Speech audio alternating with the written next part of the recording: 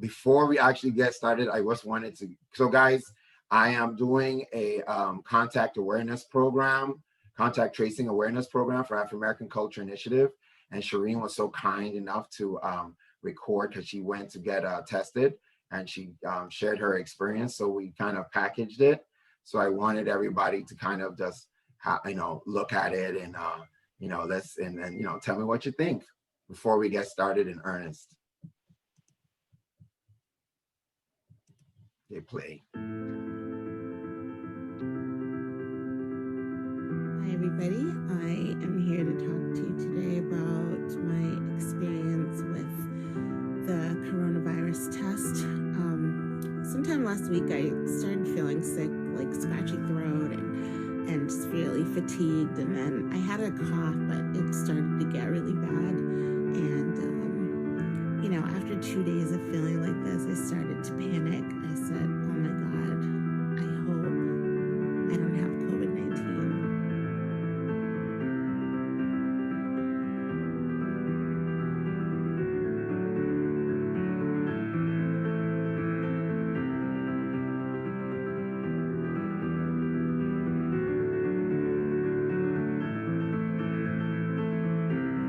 So I thought about who I was around,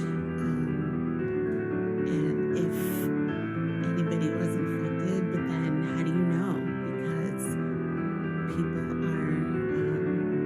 they don't have any symptoms, they're asymptomatic, so you just don't know who's infected, who's not infected. So I made a couple phone calls to the friends that I was in contact with, and I said, I'm sick. Are you guys sick? Do you have any symptoms? They said no. If you get a test, let us know.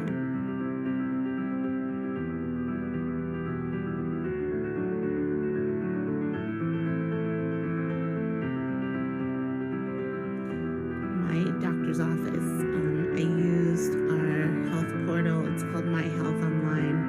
And when I went on there to make an appointment, I saw that there was a COVID test. So I took the test, and I had many of the symptoms, but not all. And I still felt a little worried, and I was thinking I should probably tell my family that I live with so that they don't then go out and infect somebody. So I told my family that I wasn't feeling well and that I think I should get a COVID test, and they felt that it was best that I quarantine in the basement away from the rest of the family, which it feels bad no matter what. It's the right thing to do, but it just feels bad and feels scary.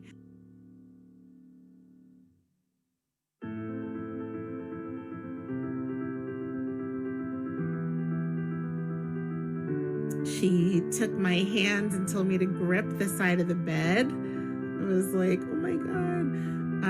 And then she just shoved this thing up my nose as far as it could possibly go. It's very uncomfortable. It hurt for like 2 seconds. It actually wasn't painful. It's just your reaction is to like, just get it out. There's something in your nose. You want to get it out. You want to shake. You want to move. But, it literally is like 10 seconds long, and it's fine.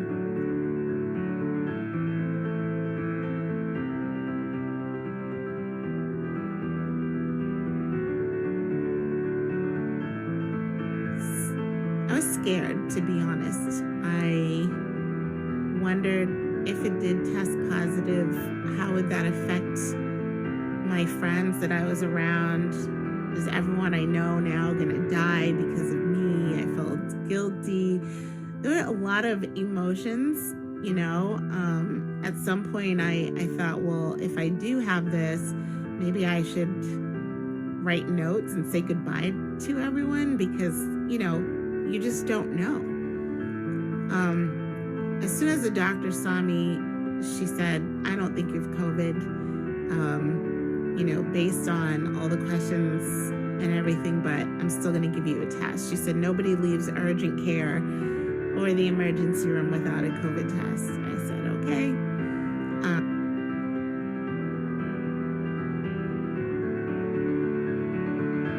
Yep.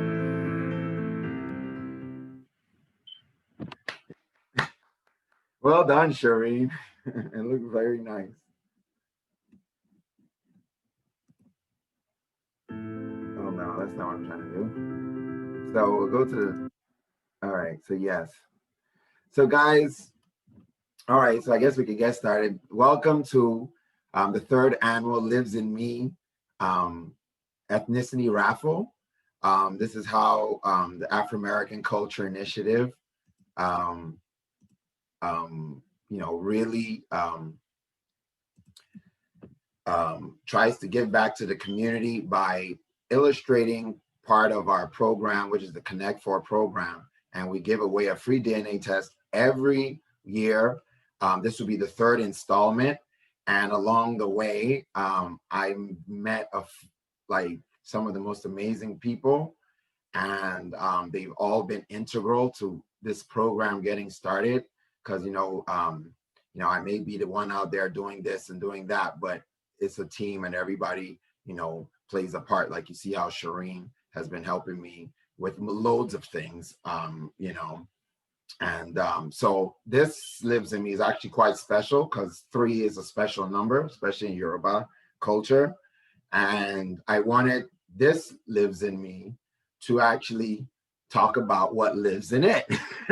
So we're going to go through a lot of our history of this program and how everybody here has come about to being. Even a person that I'm going to honor tonight that never is always in the shadows, but she has been integral to us getting started. So I'm going to ask Justina, Michelle, and Shireen, and Michelle again to please introduce themselves one at a time. Hi. Oh. All right, sorry, Shireen. I can't see anything, so I don't know who's talking. Should I go? Yeah, go ahead, Shireen. My name is Shireen Russell, and I'm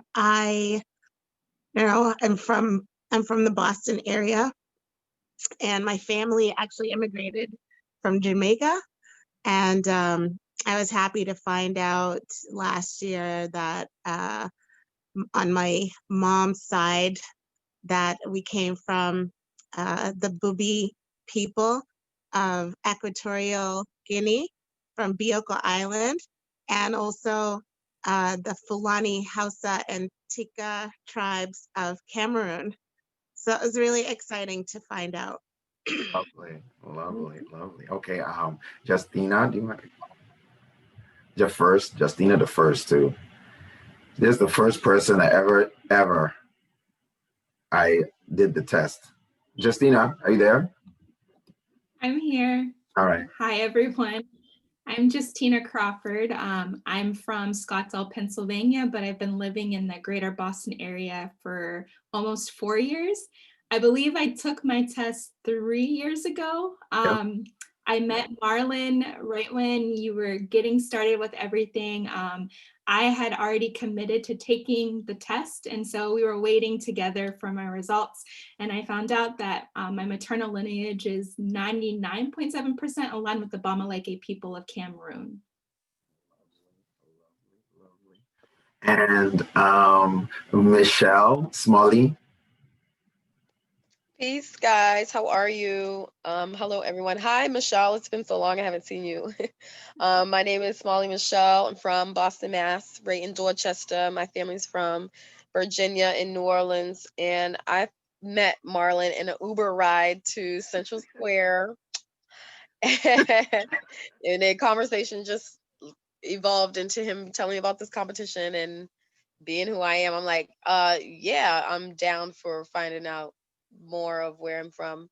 And I found out that on my mother's side, we got blood, y'all, over in Cameroon with the Bamaleke people. And it's been an amazing journey since winning this competition on just learning all about my melanins. So, yes. Right.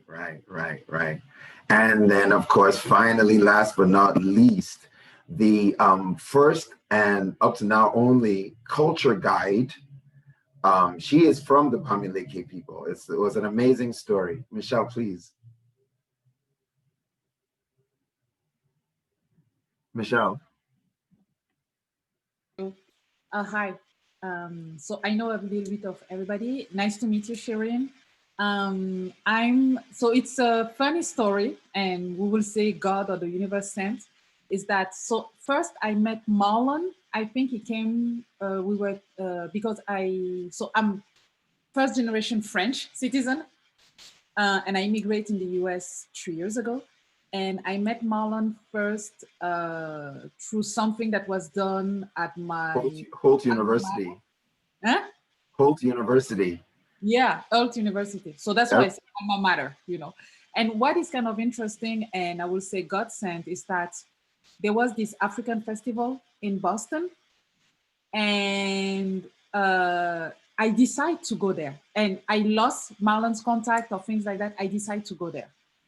And what was interesting is that my mother and my brother arrived like 24 hours before.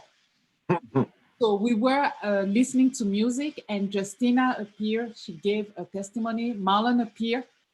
And I was like, I was looking for That's Marlon. how it happened. Yeah. And so we met Justina, who was lucky enough to meet with my mother, who's a real Bamileke, because me, I'm a French Bamileke. No, it was really a beautiful story, and I'm really happy to be part of this adventure because I think, you know, when you know your story and you know where your roots or something where you come from, it always helps you to move forward, especially with the current atmosphere here in the US. True that. Thank you so much. So yes, I am so glad everybody, you know, is here. To be real honest, guys, remember I said it was a little treat. I actually have some collection of pictures and things, and we're going to go through those things about all the little history. And I started, you know, going through the history of, you know, the Lives in Me. And I don't know if you guys knew this, but Lives in Me has a theme song, and so this is where, if you want to go get a snack before we get started, this is where you go do it and we're going to listen to some Diana Ross to get us started.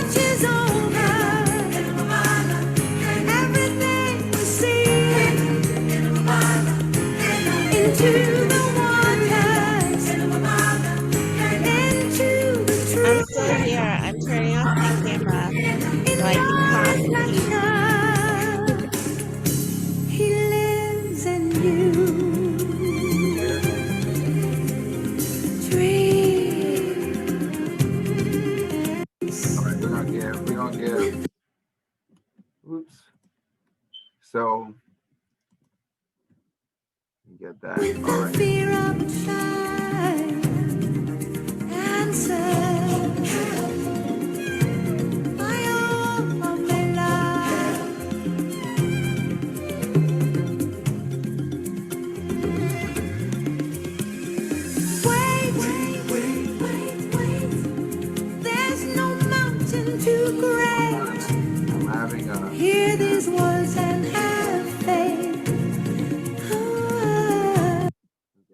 Diana, we're gonna have to give you a break right now.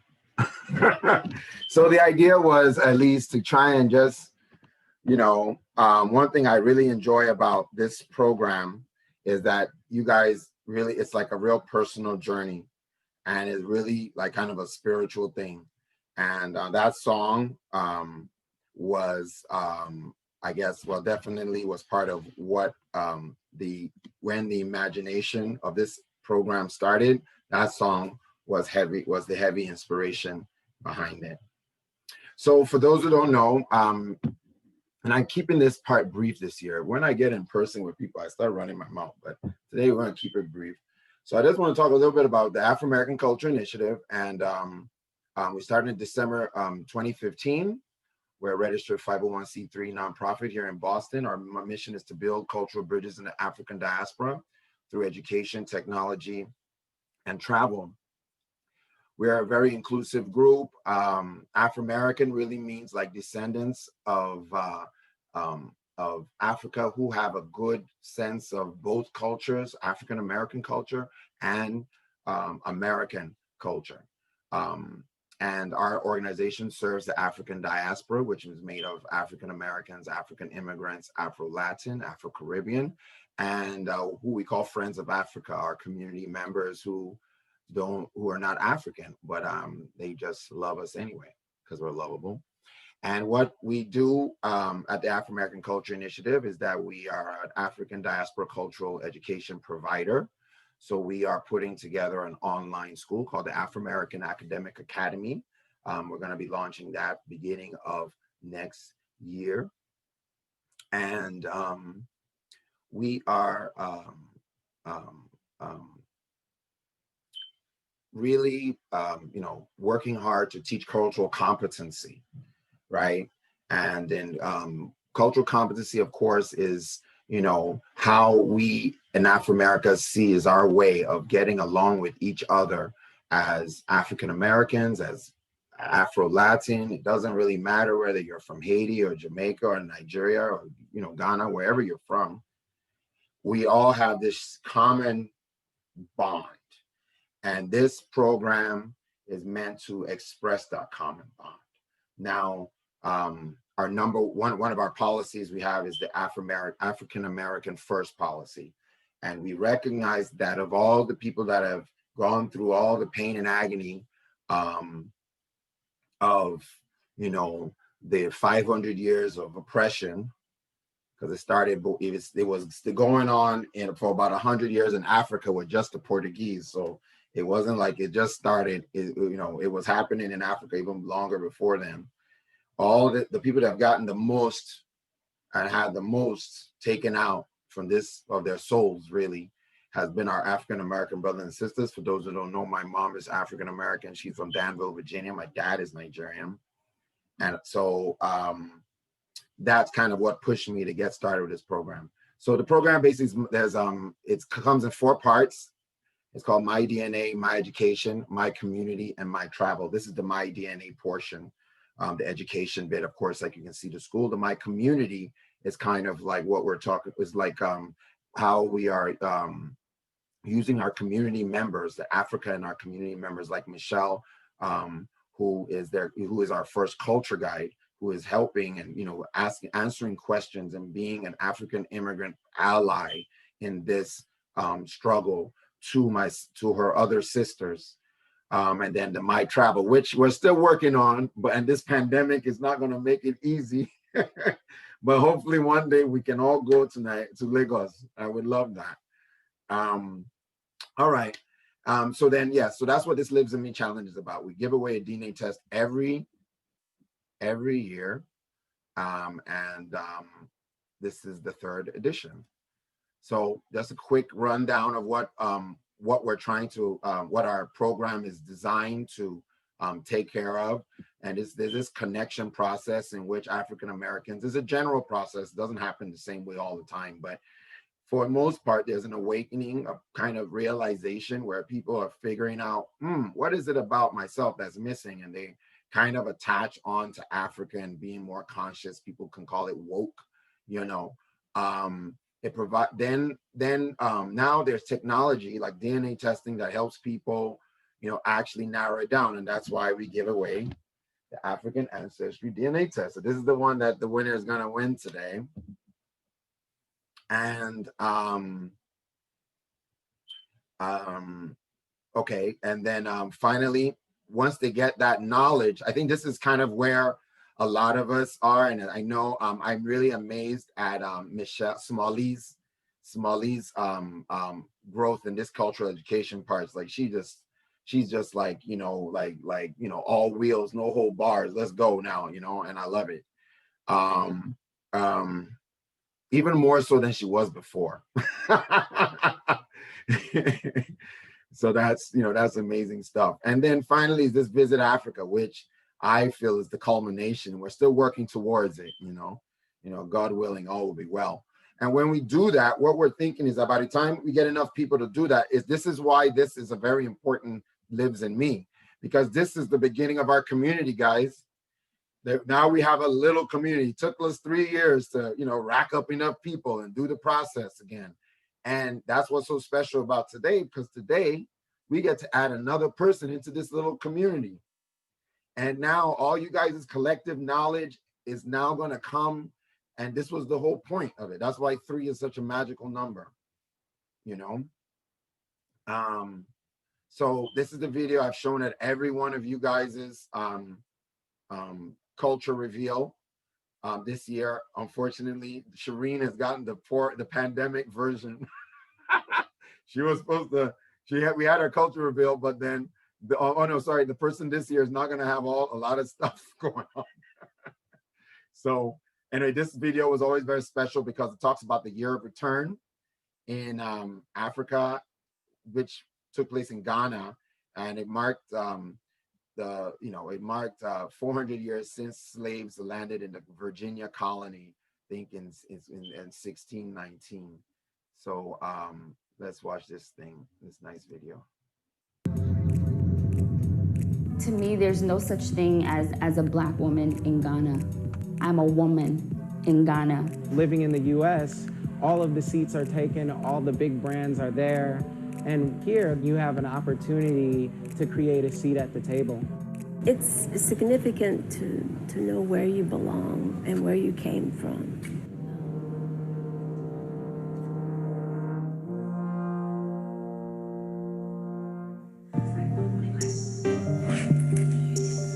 For Angela Matthews and Cindy Myers, this morning marks the start of a trip they never thought they would make. I think of our grandparents who wish they could have gone back, but we're doing it for them. The sisters are getting ready to travel to Ghana in West Africa for the first time.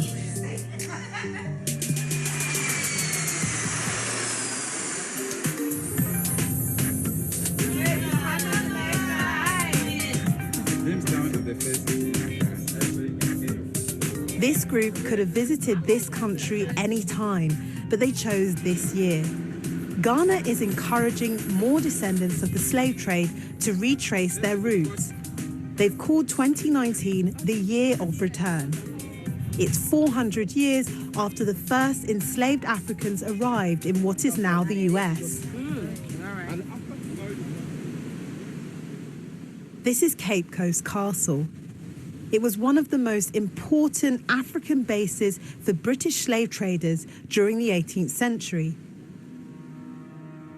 Historians believe at least 12 million people were shipped from West Africa to plantations in the Americas and the Caribbean. As we walk down the dungeons, this is the real dungeon in Ghana. I never thought I would make this trip. Never, never.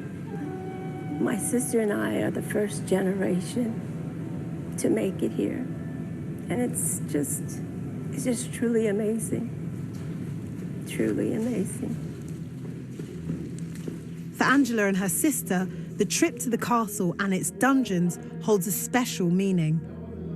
They recently took a DNA test and discovered that they are of Ghanaian heritage, meaning their ancestors may have been held in these cells. I'm so grateful to be here and to be here with my ancestors. It gives me a great joy, and I feel like I'm home. Thank you and gratitude to every ancestor of my bloodline. Thank you for being strong enough to make it. I'm sorry you had to go through this. This place is very saddening to see how they were treated. So inhumane. I mean, who would do that? Why? Money? It's just very saddening. Enslaved Africans were pushed through the door of no return and onto waiting ships. For many, it would be the last time they would see the continent. Being here, taking my shoes off, getting into the water, the Atlantic Ocean, I felt at peace, I felt at home. I felt like all of my ancestors, we were reunited, and it was just a wonderful feeling.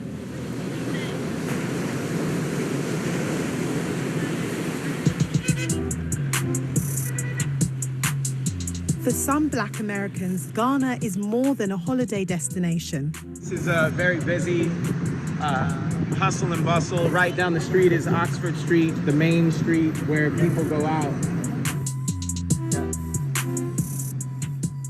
Ghana's economy is attracting young people who are searching for more than their identity. My name is Voltaire Exodus, and I'm a consultant, and I'm a founder of the company We Up. I've been here 5 weeks, and when I hit the ground, I really tried to build my network as much as possible, going out to different spaces and events. You are new in Ghana, you're not really familiar with the African print, so I'm trying to combine things that you can wear and then wear in Ghana and wear it out there. But why would someone who has never even visited Ghana before choose to move there? For me, being in business, it's an opportunity to be a part of creating a city and a country that's emerging. So living in the US, all of the seats are taken, all the big brands are there, and where here, the cement is wet, and you have an opportunity to create a seat at the table.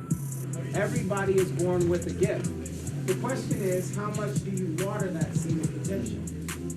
But he admits it's not just about the money. The main differences of my life in Ghana and the US is the peace. Ghana is a very peaceful place. This is where you get comments from your friends like, be safe, right? And they actually live in Chicago, Illinois. There's a lot of violence in the city of Chicago. And so the irony is someone in Chicago is asking me to be safe in a place that's peaceful, but that's partly tied to the imagery that they're fed every day.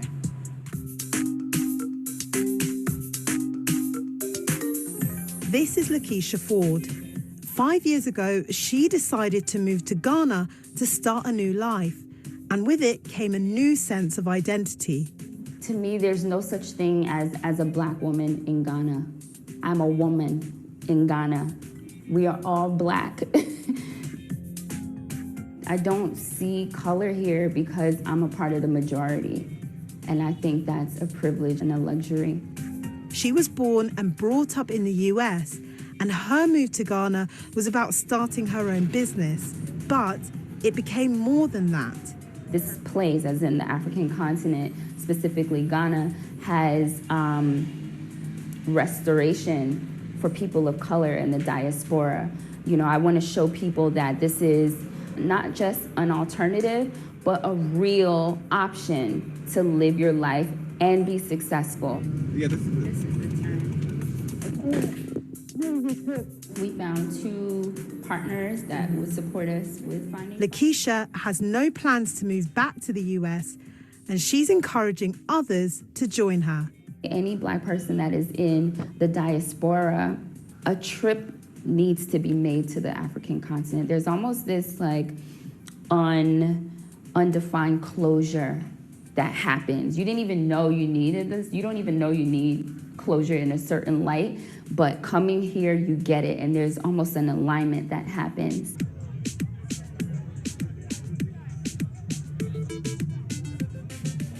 Back at the tour group, Angela, Cindy, and the other travellers have also been able to discover a different side to Ghana. The country estimates the number of tourists wanting to find out about their heritage will increase by up to 40% this year. For Angela, retracing her roots has changed how she looks at her home country. And this time and all the things that are going on with our current president, it's significant to know where you belong and where you came from. So for me, coming back here, reuniting with my ancestors, makes me feel at home. I have a culture, I have a people, I belong. That's the significance it is for me. Yeah, that video always hits home, no matter how many times I watch it. So, like I was saying, this is a very special Lives in Me. And like I said, it's always a spiritual kind of thing. It's always emotional. We've had so many great times together. So when I was like doing the research for this one, because that's one of the things about the pandemic, and this is the pandemic version, is like, before I was really, for those of you who have been with me for a while, I've been kind of like trying to do events in person and, kind of sideways doing online, right? This has forced me completely online. So the pandemic and all, and it really, so it's like now these webinars, like Justina said, it's like a skill. So I said, let me put this together, and I'm really excited to, to start. So this is, like I said, our little Lives in Me award. She has been behind the scenes since the first one. I met her at the MFA. Fabienne, I met her at it was at the Say My Name. I don't know if you remember, that was the first event me and Justina did at the MFA. And she was there, and kind of we came up with the name. When I got the name, I talked to her about it. She was like, oh, it sounds awesome. Played the song and she that was awesome. This is her giving a lecture at the Lives in Me launch. She used to do, that was May 3rd. And she used to work for the Harvard University personal genetics.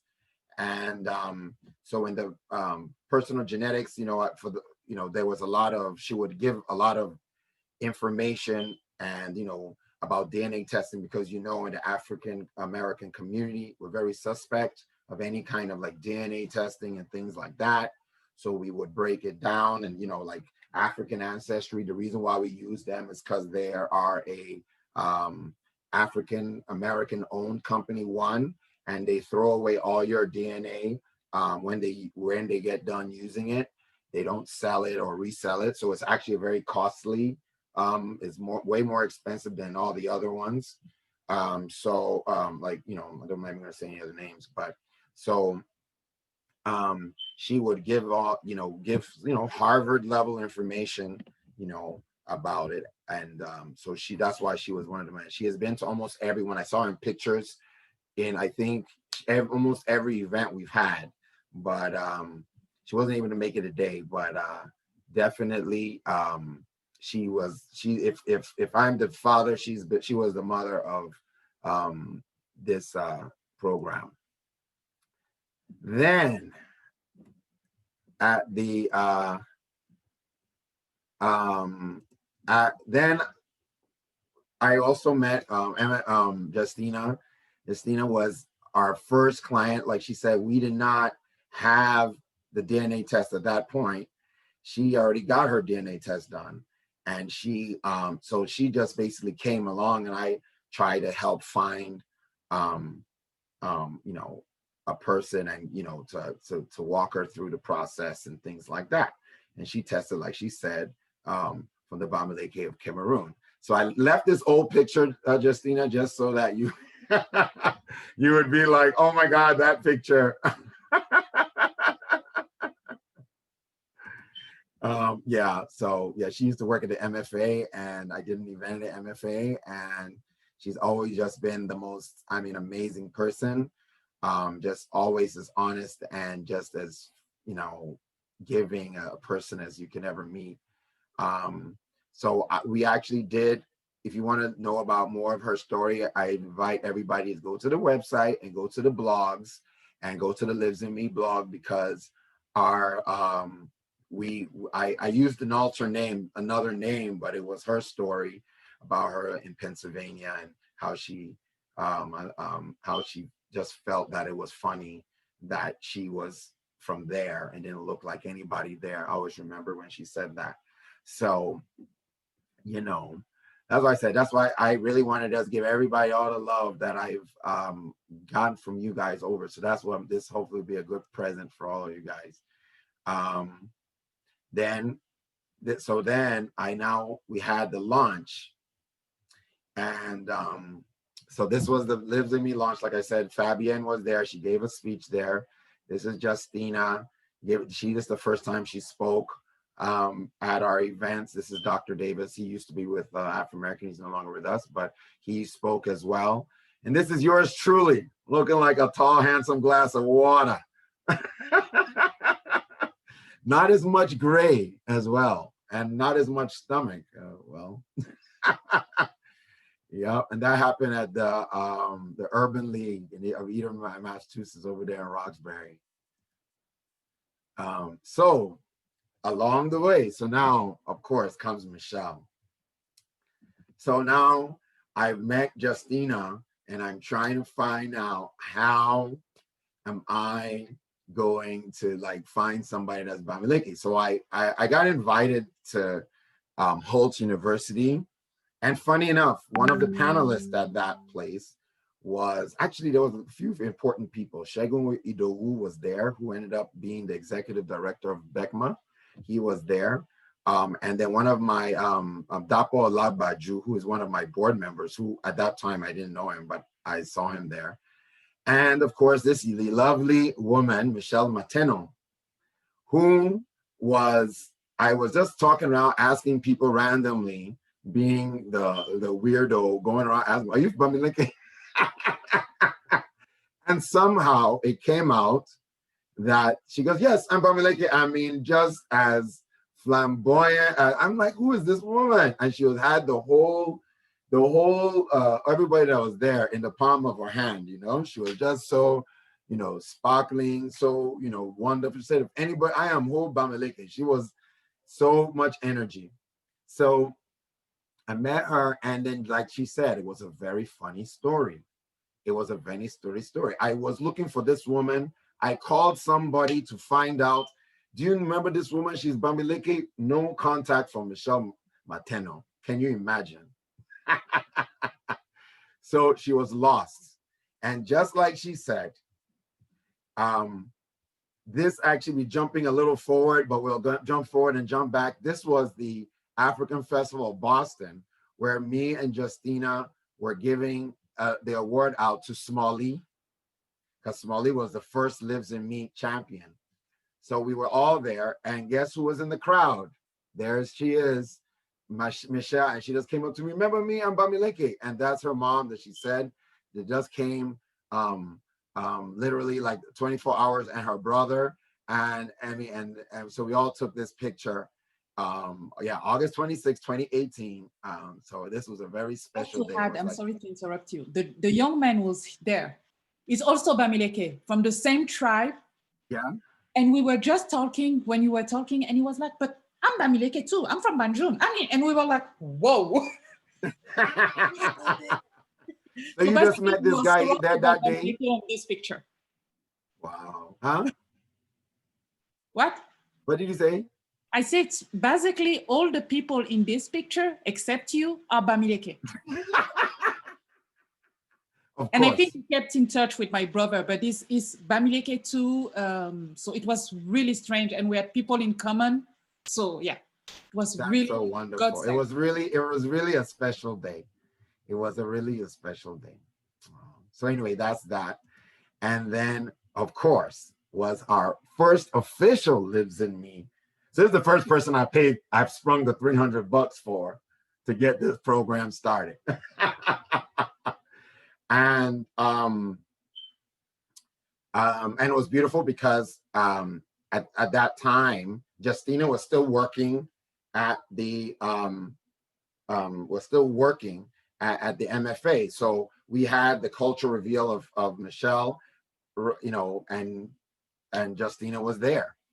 And so yeah, she, you know, I met her, like she said, in the Uber ride, and she's just high energy. And it was like, as soon as, you know, she got in the car, you know, it was like, we just, you know, kicked it. It was just like natural. And she was going to this club in Cambridge. And I'll never forget when she got out the car, if you see the dance move she popped on down, fresh out the box, I was like, wow. So I told her about the competition. She has two wonderful, adorable twins. They are 16-year-old then. So they must be like, how old are they now, Michelle? Smalley? How old are you? 18.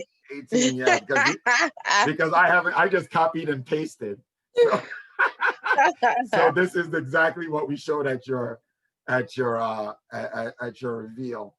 Except for added, yeah. And she also tested for Bamileke of Cameroon. So this picture now ended up being extra important because now this provided the cultural immigrant resources that we needed to help not just Justina, but also Smalley. And that was just great, you know. That was just awesome.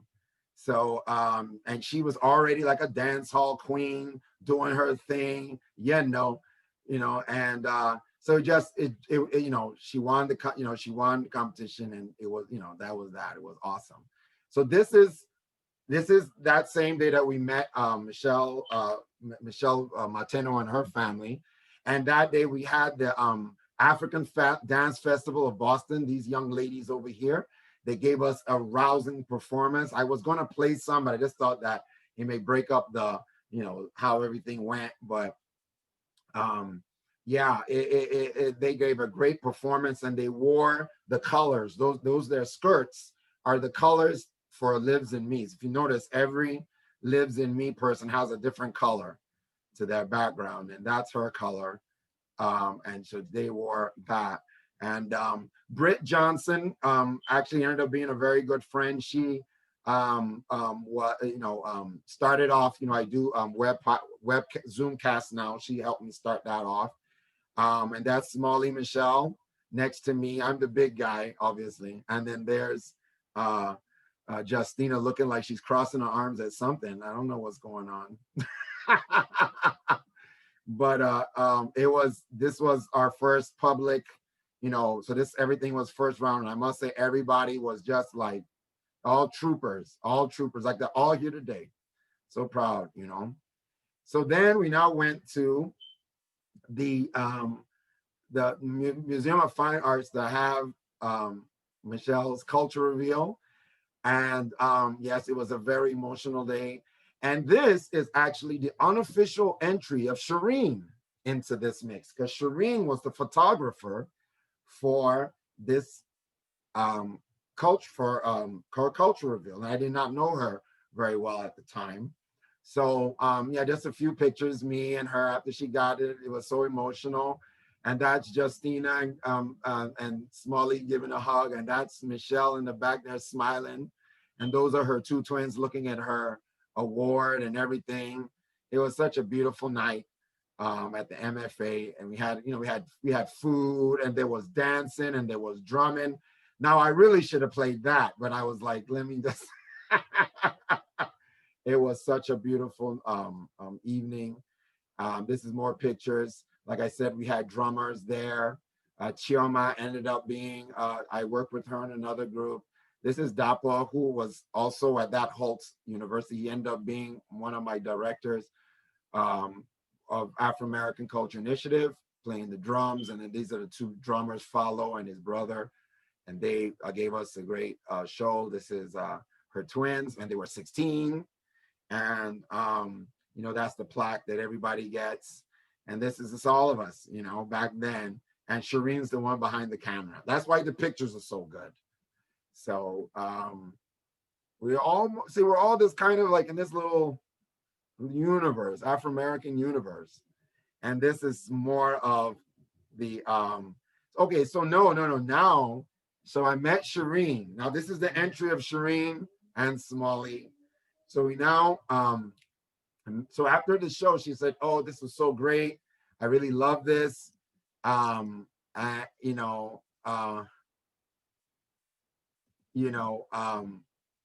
she said she really loved it and was great. So I said, you know what, sign up. And this year I experimented and put like a little bit like going to businesses so you can learn about African American culture or African culture. Like go to a different restaurant, just go to an Ethiopia restaurant, go learn about somebody's culture. So that's kind of what we threw in there as the Lives in Me competition. And so Shireen won. And that by that time we had raised $1,200 for Smalley. You can see her with her huge check. So this is the following this is the following year at the African Festival of Boston. And this is now Shireen enters the picture. And so this is the handover from this queen, from the first to the second queen, right? And that's where Shireen Russell jumped in. Like I said, she took the picture, so she was there just behind the scenes. And she has been nothing more than just amazing, so supportive. We've become good friends since that time. Shireen also has actually been like, she takes photographs she took photographs this summer because we had a summer program where we had a bunch of kids, 5 kids, and we were teaching them African diaspora stuff. So yeah, Smalley was also there on that. She also helped out with that. Let me give credit. I forgot to mention that. And yeah, they were mentoring the kids with me. And she just been, just like one of the real genuine people, and she was the second Lives in Me competition winner, 2019. And she has been nothing short of amazing. She was from the Tikar Hausa Fulani tribe of Cameroon and Bubi of Equatorial Guinea. Now, the thing about it was, one, this was a bit, now we got a little bit of difference in her dynamic. She's Jamaican American, and she, so to find Hausa people and Fulani people, Tikar people are not very, you're not going to see a lot of the people, Nigerians you see over here, or Cameroonians, they're from the south. Well, I don't know about Cameroon, but I know in the north, the Hausa people you won't really find a lot of them around.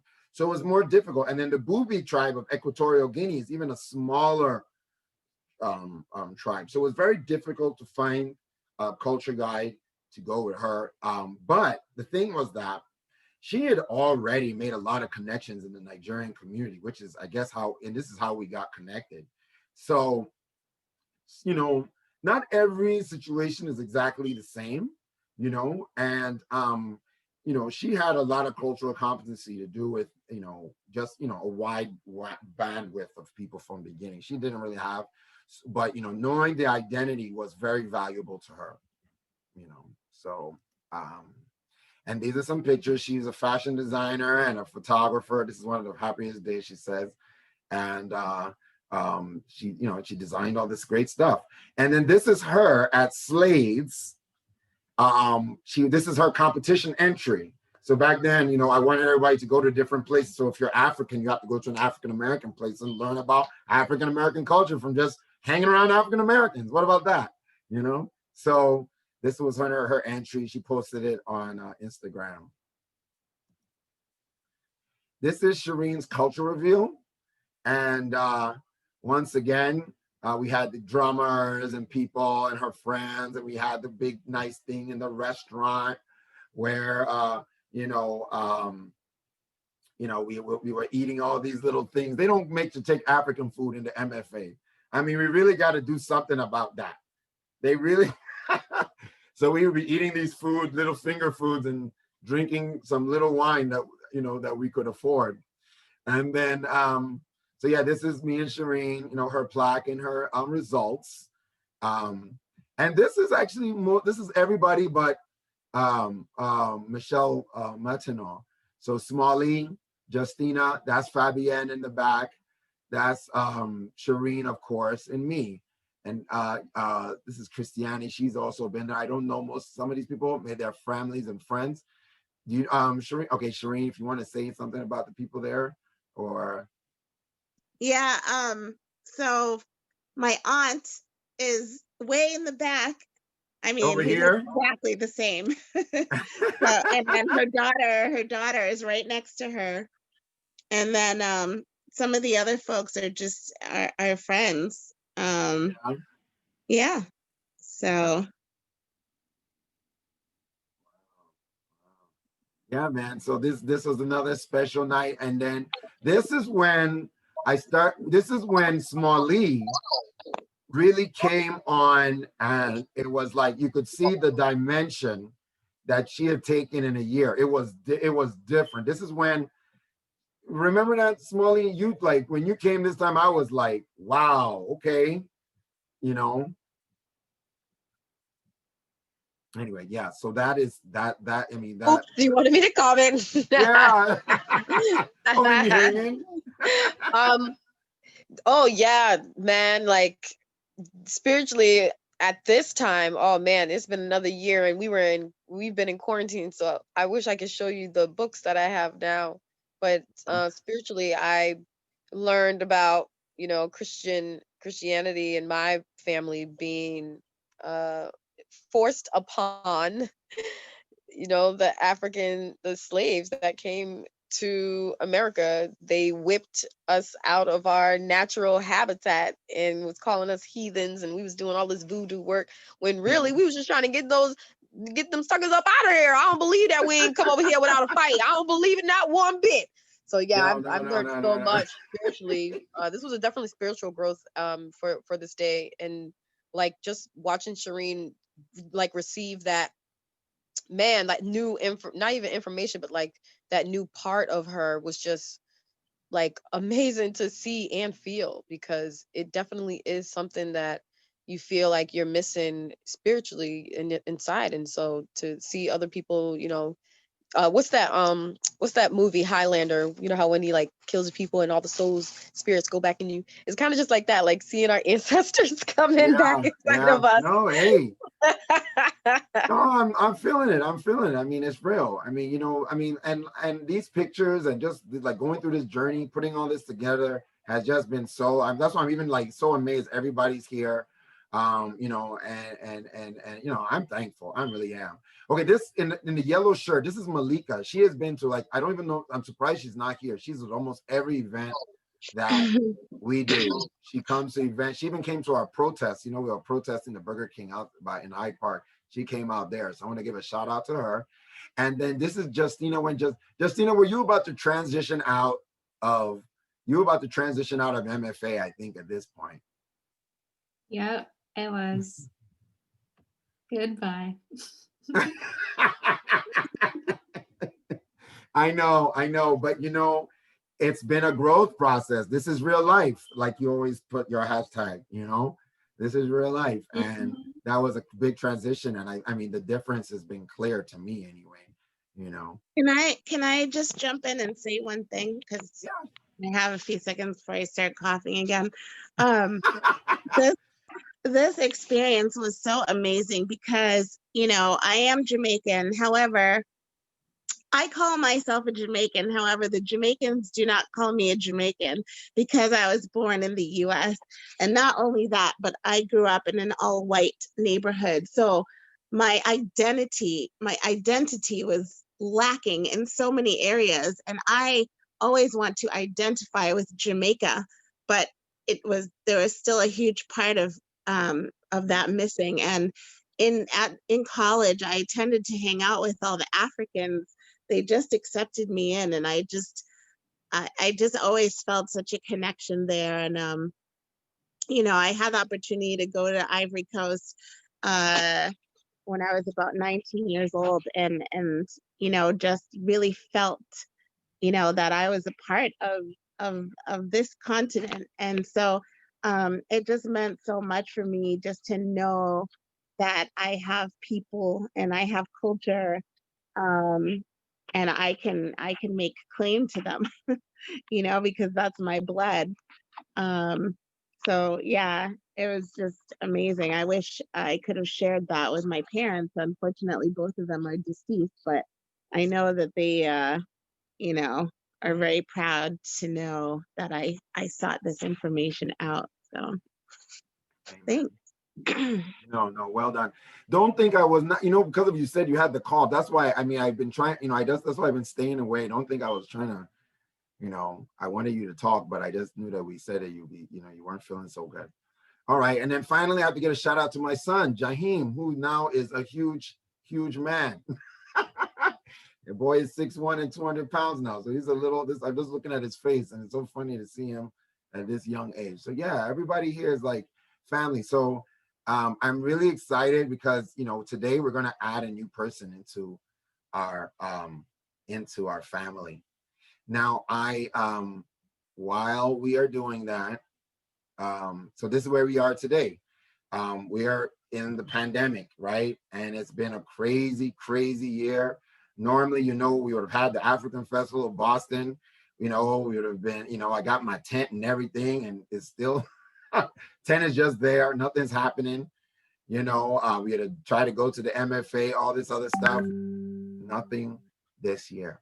So this year, we're, like I said, we're remembering this work. And I think now that we've developed our community and we're welcoming another person in, I think that we really need, I would hope that we now maybe, if we can, try to see more actively, let us see how we can grow the community. With now we'll have a team of 5, 6, 7 people, and let's see what we can do. Also, we need to get some men in here. And that means that y'all Black women got to do something to get some of these men interested in what's going on. I'm just going to leave it out there like that. Because no man is even applying. It's all women that want to know. But that's always how it is. The women are smarter than the men. So, so you know what? I'm going to put a poll, and I'm going to we have one person here. And I'm sure she has a lot of questions. So I'm allowing Jessica, who applied, to ask any questions to the panel of Lives in Me experts. Hey, Jess. Hey, smiling. Girl, I thought it was you that won it, and I'm talking to my man like, yo, if she got it, this is like right on time. Like Jessica's all Black anyway, but just like this is gonna be extra. Like, yeah, we shall see. We should let's all just say a prayer that I would just say. Blessings to all who have entered, but I want it to be me, of course. But I am gonna say I really appreciate all of you all in your testimony. It's beautiful to hear the growth and the connection that's come with the new knowledge that has come, and just like how that it was in alignment with what was already coming, just the meeting of Michelle and everyone else. Like it's a beautiful thing, and I just really want to just see your camera. Oh wait, can I? Yeah, because we're on live. We got to see the camera, girl. I don't know. It won't let me. It's not letting me. Let me camera myself. I got it's pretty. All good. It's all good. Don't worry about it. Don't worry about it. Don't worry about it. But I will say, my one question is, how have you, like, just for all the panelists, how have you felt, like, what was the biggest impact for you personally in learning this knowledge? Like, I understand that it was both spiritually and just like, impactful, like, and just naturally impactful. But what really shifted for you once you gained this new knowledge of self? And then how I want to add in the same thing from Michelle, the culture guide. I let her, I guess, express what she encountered. Yes, that is yes, definitely. Yeah. Anybody, Hi, Justina, I'm going to anybody put can my go phone first. on. Thank you for the question. For me, it was really, I must admit, it was really good because I remember the last dinner, the last supper that we had with Michelle, her twin, Justina, and talking and sharing our experience as Black people. But for me, being African American, for Michelle coming from a background, coming also from Virginia, and a lot of things that she was saying, it helps me have more compassion because we, I often say that as African American, everybody thinks they know your story. They think they know you as American who happens to be Black or Black American, whatever the name you give. And I remember that example because I often take it to see that really it touched me and it made me grow as a person. We were talking about entrepreneurial things and things like that, you know. And so we were talking, and it's true that as Black people all around the world, and not just Black people, we often have, I think that unfortunately the white supremacy that is prevalent in the US, and especially the media, is like either African American are lazy, how you call that, welfare queen, thug, things like that. And we were talking, and at some point Michelle said that but I'm paraphrasing, but it was really basically like, we have to survive Jim Crow. We have to survive the civil rights. We have to survive the crack pandemic and things like that. Because you're in survival mode, you cannot think about being an entrepreneur. It's not that you do not have ambition. You have to live. You have to survive. And I was like, damn, we never think about that. Because we know their story, but we do not put ourselves in your shoes, in the shoes of your grandparents, in a system that doing its best to kill you. You're worse than Roche. And I remember that conversation. So for me, it was really super good. And in addition, like I said, being a first generation French citizen, there's a lot of things that I know, but there's also a lot of similarity that I have with them. I have this privilege because I also have to earn my privilege that my mother is there. I go to Cameroon. I know the Bamileke tribe. I know all those things, but there's still this thing that is kind of the fact that I didn't grow up there or things like that. It's kind of different. So it was also good to speak with them because I'm also doing another trip in my culture. Because, you know, if you want to learn, you have to teach. And sharing with them taught me more and gave me more proud about my culture and who I am. It was also a trip, and it is still a journey of identity. Because now, in addition to the Bamileke, things like that, I'm in the US as an immigrant. So for me, I really thanks Justina, Marlon, to be so open, because when we discuss, I'm like, whoa, it's not books. Those are real testimony. Thank you so much. Yes, thank you for that. That was so well said. Wow. You're welcome. This is always the best part. Who else? Justina, Shireen, Smalley? Because everybody's going to have a different idea. Yeah. Into another space. I think, you know, it would have been different had I not met Marlon. So had I not met Marlon, I would have just took a test and then had the certificate that told me something that I'm not sure I would have known like what the next stage would have been. So, you know, I'm very thankful that I got to meet Michelle as a part of this process where it was like, this is real. Like there are real people, like I'm connected to people instead of a certificate that's telling me, you know, what I am. Because I think my journey could have just stopped right there, where it's like, you know, all the buildup, I'm waiting for this thing to come in the mail that's never coming. I swabbed my mouth. I did all the things. I'm like, did I do it right? I don't know if I did it right.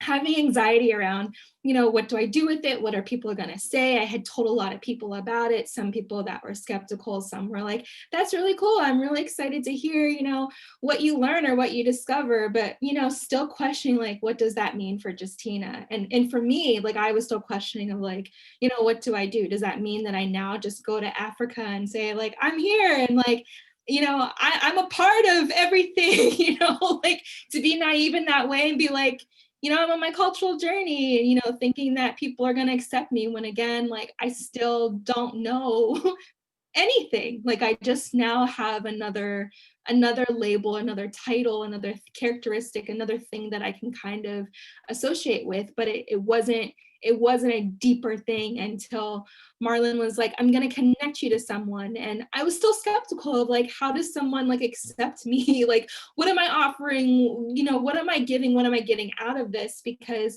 I had never had anyone like really want to do that for me within Black culture to begin with. And I think as a Black woman, I have been very fearful of, being co-opted or believing that someone was really going to like take care of me, because I had experiences that weren't positive. So, when Michelle popped up at the African festival and I was like crying because it was the first time that I'm announcing of who I am now in this new way.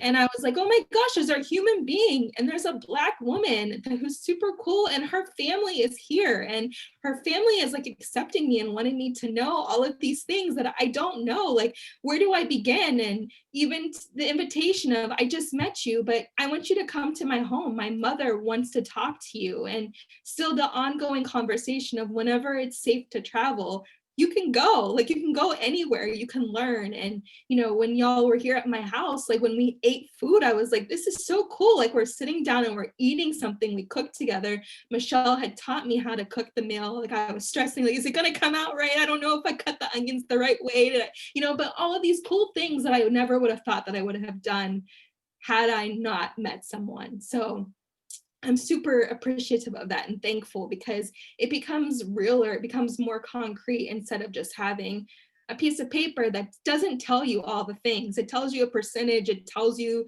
that you passed the test, but it doesn't connect you really to your culture, to, what you might potentially discover. It unlocks like the very first initial step. So I'm very appreciative of this because relationships are super important. And as we're finding out in COVID, when we don't have that physical connection, relationships start to go crazy. Like I say a lot of the times now where I'm like, if there were problems and there was craziness that was happening prior to COVID, we can't blame it on the pandemic. It was already there. So the problems were already there. It's just now that they're being exposed and we have to deal with it. So I think that this process is really dependent upon the human relationships and how we want to further them.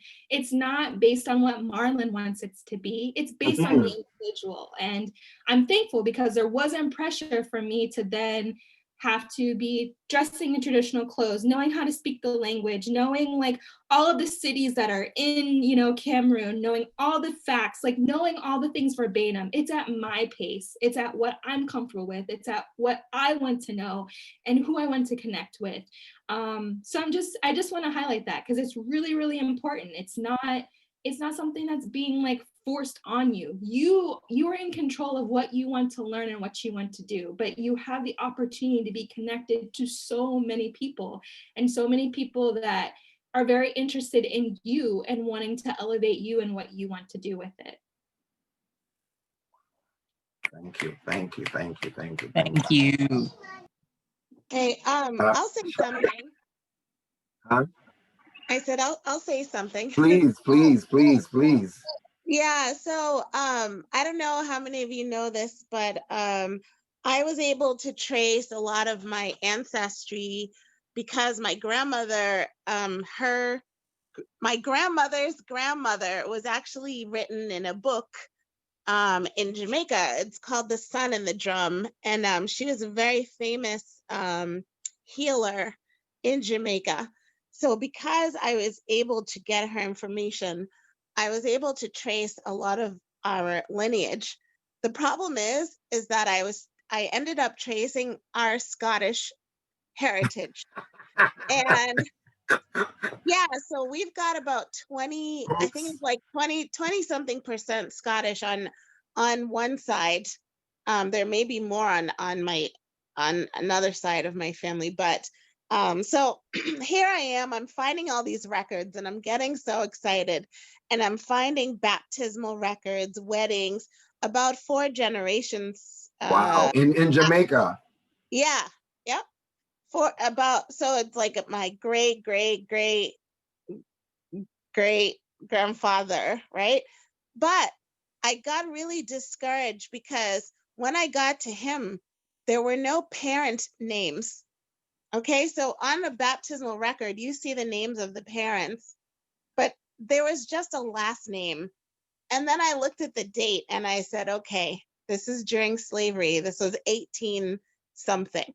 And I just got so sad because it's like my information finding just ended. I had no place else to go. And you know, I had a friend who was in Scotland, and I said, you know what, let me just go over there and maybe I can learn some more. And then when I got there, I found every single last name in my family, like a clan name. And I'm like, these Scottish just came and just raped up the whole island. You know what I mean? And I was just so upset. And you know, so when I got back from that trip is when I found out that I won the DNA contest. And you know, I was able to find out what part of Africa we came from. And it, you know, although I don't know any of my ancestors, it just filled that missing piece. You know, I was on this journey to find out more about where we came from. And you know, I came to a wall, and at least now I know where we came from to get to Jamaica to be enslaved by Scottish people. But at least I know where we came from. And although there are not many booby people left on the earth, unfortunately, it was still great to read about them and to learn about them. And I actually met someone from Cameroon recently, and he told me that, he said, oh, you look like I can't remember. He said I look like one of the Hausa women or Fulani women, something like that. And I just felt so happy, you know, like, Nice. oh, wow, I actually look like my ancestors. That's great, you know. So it's been, you know, of course, I want to learn more. I've been sort of researching the foods that um, that people in Cameroon eat, because I have some health issues, and I'm thinking that if I try to go back to what my people eat, then maybe my Very, body very will good. Yep. my body will get healthier, you know. Look at Come Michelle's to gone November crazy. 18th. She's like, yeah.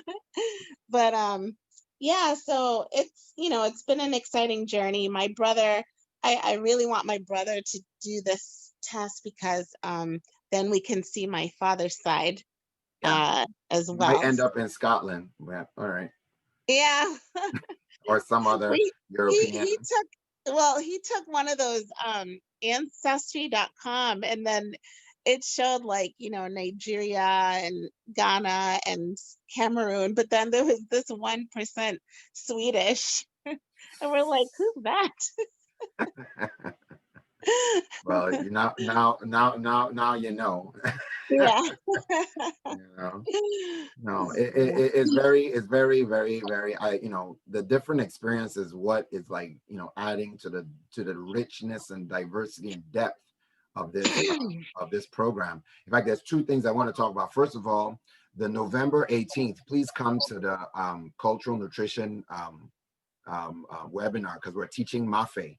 There's a group that teaches African cultural foods. It's called Old Ways Tradition.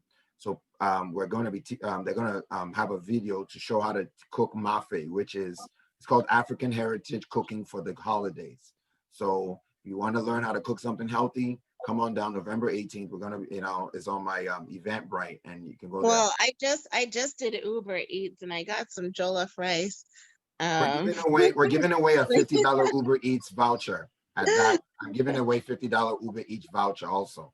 So just to put that out there. Okay, then the second thing I wanted to point out is that since this time that and I know Smalley, I'm gonna get to you. I wanted, before I get it off my mind. Since this time that I've been doing my research, I found the reason why, this is why it's so important that we start looking at the African diaspora and the differences in cultural artifacts. Because you see, in Jamaica, that's when you're going to find those records. It's more difficult to find it in America. And, because it's not a Black country. You get what I'm saying? There is something to do with the cultural integrity of being on your own, whether it's in Haiti, Jamaica, Brazil, and they have more cultural artifacts. So that, so what I found, of course, is how the differences even transfer over to African American society, even when you now look at the median amounts. Like, I don't know, you guys must have heard the Boston Globe has this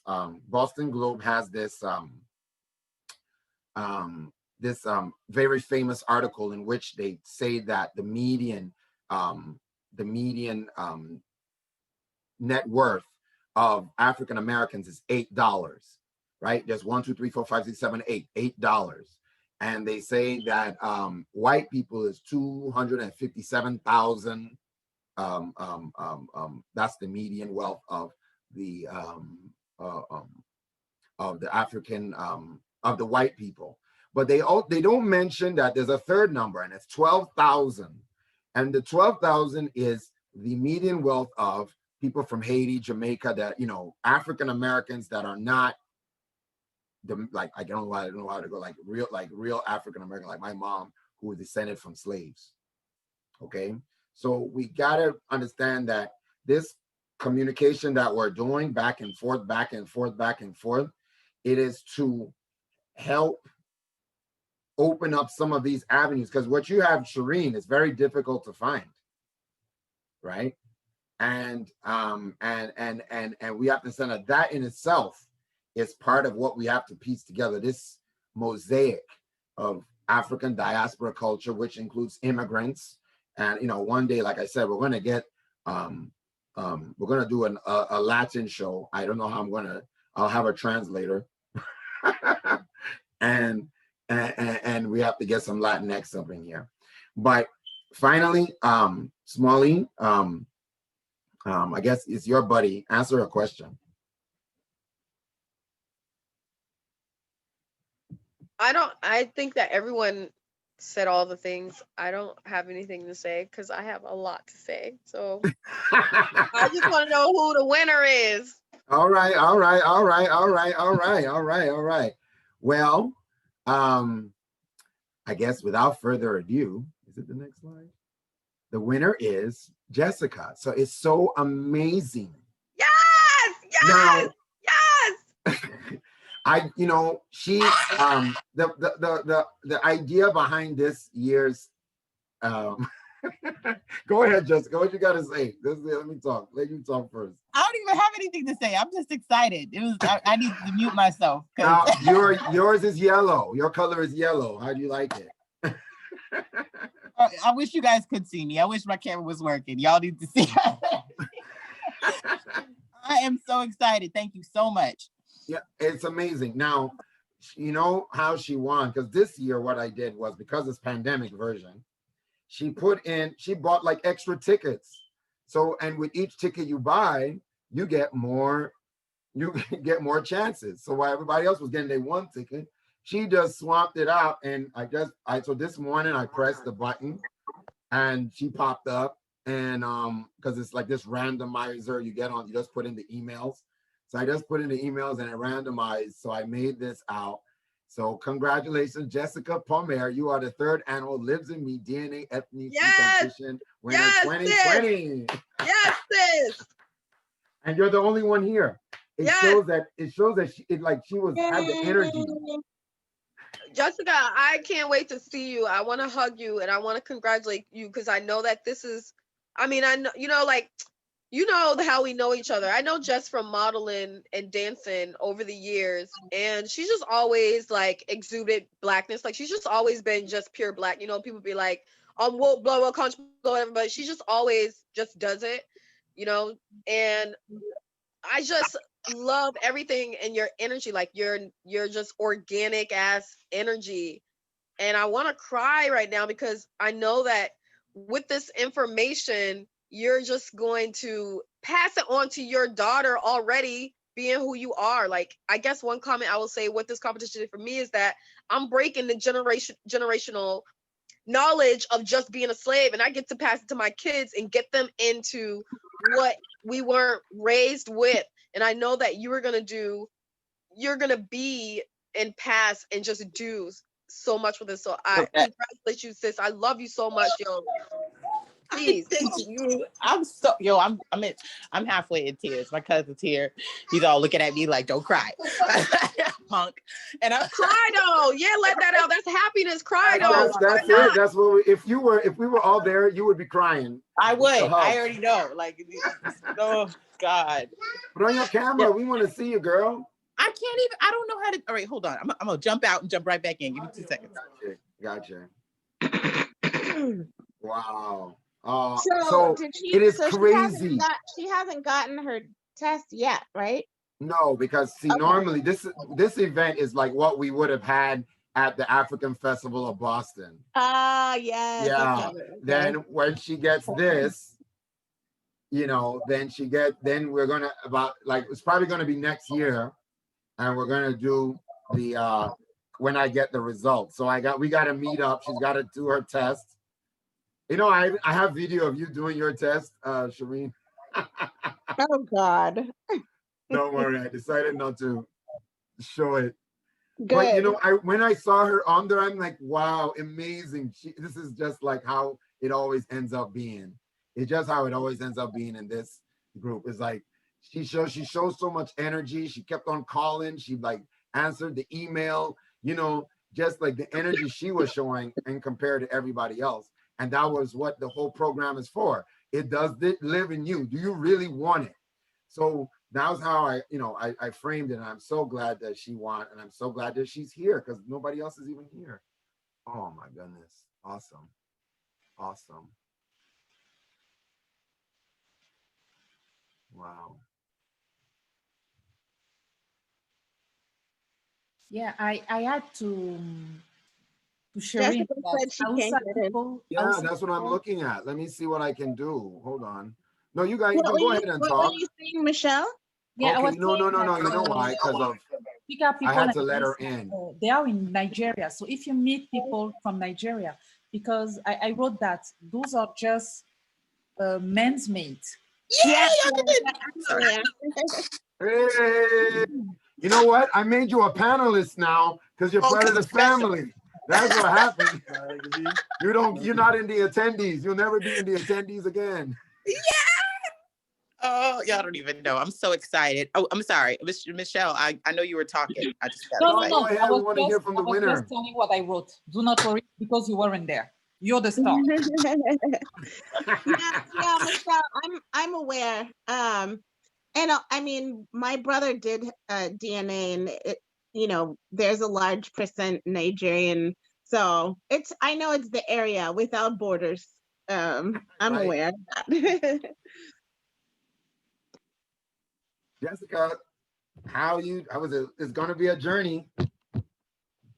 I'm pumped. I'm thoroughly excited. I'm really speechless, and I really appreciate this opportunity because it's big. I mean, it's like Smalley just said, this is big for my baby. Like I am adamant about giving her proper historical references, like understanding who she is and what her capabilities are as just an empowered woman. And there are no words for how excited I am. And it's just becoming a mother, because it all comes down to that, has just opened my eyes to the importance of just understanding who you are so you can become the person you need to be the best for your children, you know? And it's just, it's a powerful experience to be able to pass something on that's more than just what I know in my own mind. You know what I'm saying? Like, it's more than just like the knowledge that I've come up with, like, and what I want to pass forward to her. But now I can give her some lineage, you know? My family has been digging into our history. We've done like my grandparents were very, very closed off about their parents and their parents' parents. They did not leave a lot of that for us. So only in the past few years have we been even had the opportunity to get to know cousins that we didn't even know existed, like generations of them. So for this to be, this is a piece for all of us, for my whole lineage. My whole family is going to be super shocked and excited about this because, you know, we just didn't know. We didn't know anything. I just found out that my grandfather had like 7 brothers like 2 years ago. So it's just, this is the blessing. I don't even know who my grandmama's parents are. None of us know who they are. So this is an amazing opportunity. Way farther back than that. I know. We're gonna go way back farther than that. Hey, what's up, man? You're gonna go way on back, right? Oh, you know. God. Thank you. Thank you. Thank you. Can I say one thing? You mentioned, do you know where your grandmother was born? So she was born in Cartagena, Colombia. Well, in Colombia, maybe not Cartagena, but definitely in Colombia. She met my grandfather in Cartagena. Mm-hmm. Okay. I put in the chat. Family search. See, I know that works. That works. Sorry, go ahead. Sorry. No, I was putting in the chat that familysearch.com is a really helpful resource. And I spoke with a genealogist. She told me how to look because when I first started looking, I couldn't find anything. And then suddenly I found marriage certificates, birth certificates, baptism certificates. So if you have a husband and wife name, and then if you have like the parents of one of the spouse's names, you just put that in, and it brings up stuff from all over the world. So what's the name of the website again? Familysearch.com. Did you put it in the chat? Yeah, I put it in the chat. That's not here. Okay. All right, but no problem. I'm going to add her to the texts so that we have a little text group. We're really clicky. I'm clicky. So I'm in. So we'll add you to that, and you guys can, communicate. And I mean, I am just I every time I think I'm prepared, I'm not prepared. You girls, but we need I'm getting lonely, guy. We need a guy. We do need guys. We need a couple guys. Poor guys. We need a couple guys. But I'm so happy you're Latin. Can you speak Spanish? No, my Spanish is horrible. Like, it's actually. You're going to be our gateway. You're the closest we got. I'll be a happy gateway. Yes, because I mean, it is true. My mother was born in Colombia. So it is. I am definitely Afro-Latina. That's how I identify. It's Afro-Latina, and it is when I heard that in listening to the story and what you want to do forward, I'm happy to connect to community. Isn't that, you see how God works? You see how God works? People will say that, God, we don't understand. Okay, don't have to understand. Just go along with it. You don't have to understand. Just continue going along. Hey, little Afro-Latina. What's her name? What's the little Afro-Latina's name? Her name is Noe. Noe. Oh, nice. Noe, like N-O-N-O-A. N-O-E. N-O-E. Yeah, basically, you know that it's Noah in French. Yes, exactly. Actually, exactly. Yes. We're learning something new every day. Say hiya. See, and we just found out we're gonna find out her lineage too. Yes. Huh? You're in on this too. Oh.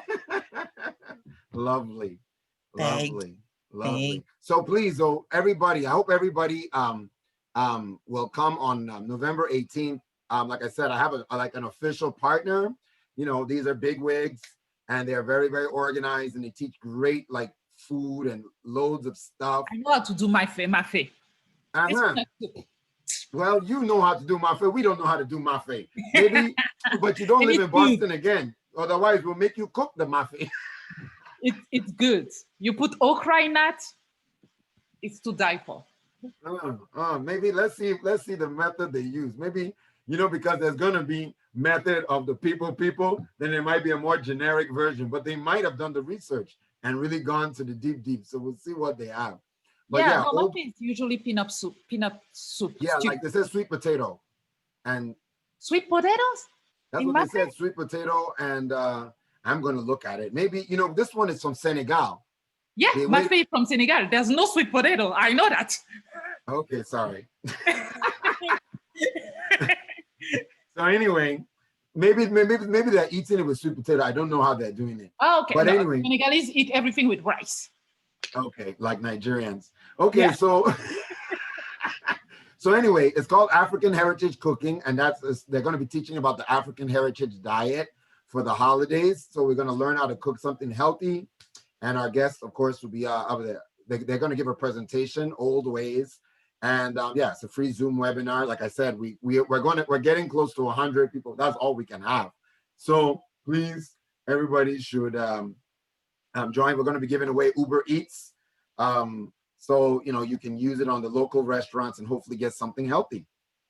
So that is really it. But I want to just thank, I mean, it's been a great show. And I can't tell you guys how happy I am that after all these years, we're still going strong. And now we got some fresh Afro-Latina blood in the mix. You know what I mean? God is in control. So thank you. Hey, everybody, you know, say something, and I'll turn off the recording and we can talk and just afterwards if we want, you know. Like we're going outside. You know how when Black people go to an event, we don't really just go home. We have to sit outside and talk for like 20, 30 minutes. We're going to do that.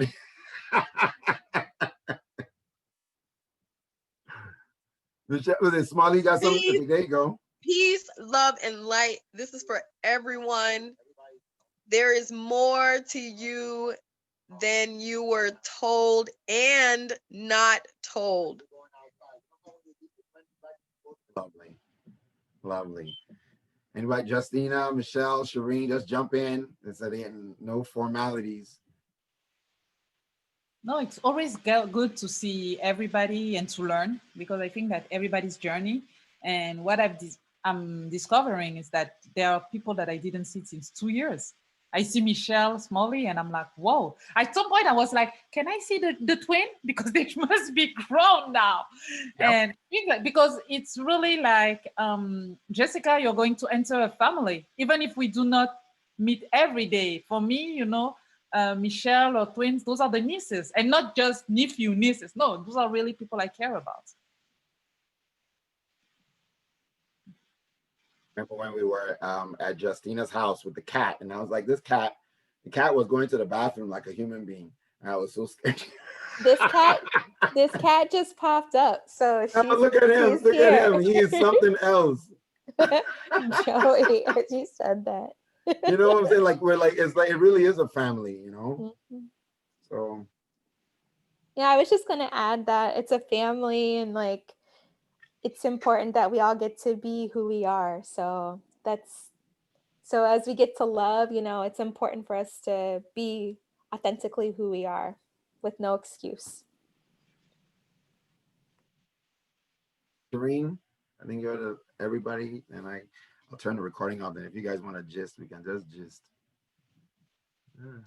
I don't have any parting words, but congratulations to Jessica. And yes, congratulations, Jessica. Yeah, that's it. Yep. It's gonna be a fun year.